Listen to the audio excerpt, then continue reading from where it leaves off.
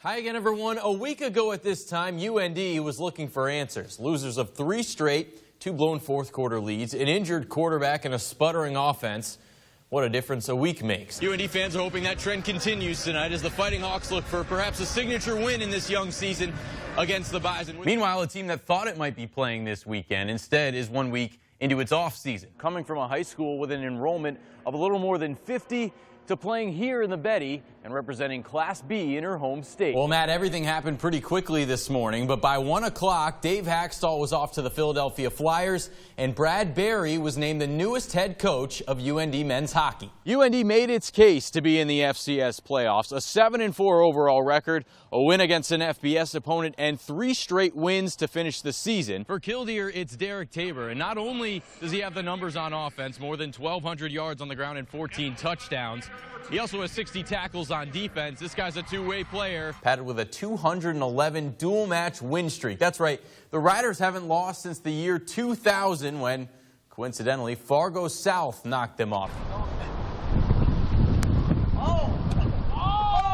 Easy as that. And the Sioux have won it! That will be a very different call in the coming years. In a vote that was open to more than 82,000 people this week, one of these 5 will be voted UND's new nickname, leaving Fighting Sioux in the past. It's been a long process, and we know the Fighting Sioux is not coming back, and I think people are finally starting to grasp that. I've never seen a nickname or logo have so much power to so many people. When the NCAA comes down like that, you have to make those changes, which is really, really hard. Voting closed Friday at midnight, and while some may never truly part with the Fighting Sioux logo, UND could have a new nickname as soon as Monday. There's going to be people that are okay with it. There's going to be people that aren't okay with it. And the way it is now, more people are going to complain about it than are going to say, hey, this is a good thing. Hopefully long term, there's, emotions settle down and the university can move forward in a positive direction. Whatever it is, I hope that people still take pride in the university and still support the university, because I'll tell you what, that place has done a lot for a lot of people, and I hope that they continue to support UND. So while some are concrete on their choice of UND's new nickname, I did vote, yeah, I did vote, and Nodax was my choice. I'm from North Dakota. I love North Dakota. I came back and played here as a student athlete, and if I'm going to go put a jersey on again for North Dakota, it'd be a Nodak. Others will debate up until the last second. When I do, I've got 3 choices going around in my head, and I guess I'll just do the hover mouse thing, and whatever it ends up on, then I'll click and I'll be done with it. While some won't even take part. I don't plan on participating. Unfortunately, like I said, I played through that era. I used to get the UND hockey games on TV as a child when we watched those games, and to me, like I said, it'll always be the same. Reporting for Sports Sunday, I'm Phil Neumann. Hi again, everyone. It may be easy to overlook, but from the outside, it's been seemingly a flawless transition for UND men's hockey from head coach Dave Haxtell to Brad Berry. With a 10-2-1 record, Berry is behind only Bob May for the best start by a first-year head coach in program history. Next up for Berry and UND is a Michigan State team that relies on former Big Ten Player of the Year Jake Hildebrand in goal. The Fighting Hawks will try and keep up a streak of just 1 loss in their last 17 non-conference contests. And it's a series UND freshman forward Christian Wolanin, a Michigan native, has had circled since he was being recruited to play college hockey. I'm a Michigan boy, never really a team. We got to be prepared for him. Meanwhile, the UND women scored a goal in each period today en route to a 3-0 win over Syracuse. Shelby Amsley-Benzie posted the 17th shutout of her career. Amy Menke and Becca Kohler each chipped in a goal and an assist. Zach Parise playing his first game back in 3 weeks, back from a knee injury today against Winnipeg.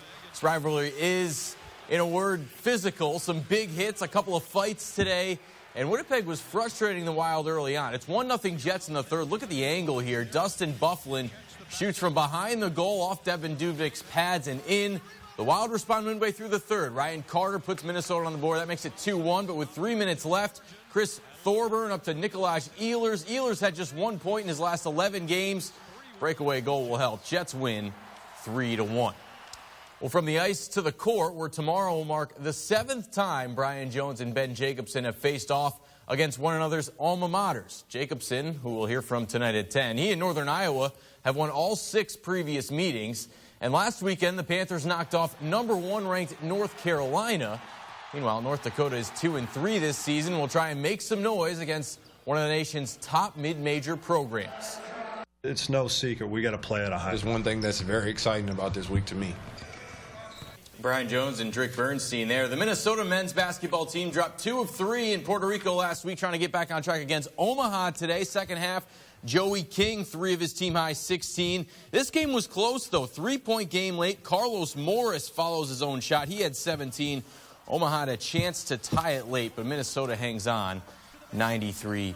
And an update on that UND men's hockey score. They just got underway in East Lansing. Tucker Poolman, just over a minute and a half in, puts in his first goal of the season, so it's 1-0 UND. We'll have those highlights tonight at 10. All right. Thank you, Phil. We start with sports director Phil Neumann with where Coach Dave Haxtell is headed and who will replace him. Well, Matt, everything happened pretty quickly this morning, but by 1 o'clock, Dave Haxtell was off to the Philadelphia Flyers, and Brad Berry was named the newest head coach of UND men's hockey. It came pretty quick, and it came in a whirlwind fashion. After being pursued for nearly 2 weeks by the Philadelphia Flyers, Dave Haxtell made the jump to the NHL. To have the opportunity to join the Philadelphia Flyers organization is an extremely proud moment for me. I didn't hear anything about it beforehand. It was obviously a pretty big shocker coming from us. Obviously, I was in shock at first, but at the same time, not surprised. He's done such a tremendous job here. But UND acted quickly, announcing assistant coach Brad Berry as the newest head coach just 2 hours later. Continuity and stability, from my standpoint, was key. And you know, when you've got the best person already in house, get it done. I'm excited, looking forward to the job, and like I said, I want to get on to the next part of recruiting. I think all the players are going to respect him. He might maybe not as intense as Coach Haxtell, but I think everyone's going to respect that. So UND will have a new head man behind the bench next season, but the expectations will be the same. We're going to set goals in front of us like we have set goals in years in and years out about being a top team. My expectation is very simple. Compete for a national championship. That's it. The expectations are the same. This will be Berry's first head coaching job. He's been an assistant coach at UND for 9 seasons over 2 different stints. He was also an assistant with the NHL's Columbus Blue Jackets for 2 years. Much more on this story and about Dave Haxtell's departure coming up in sports.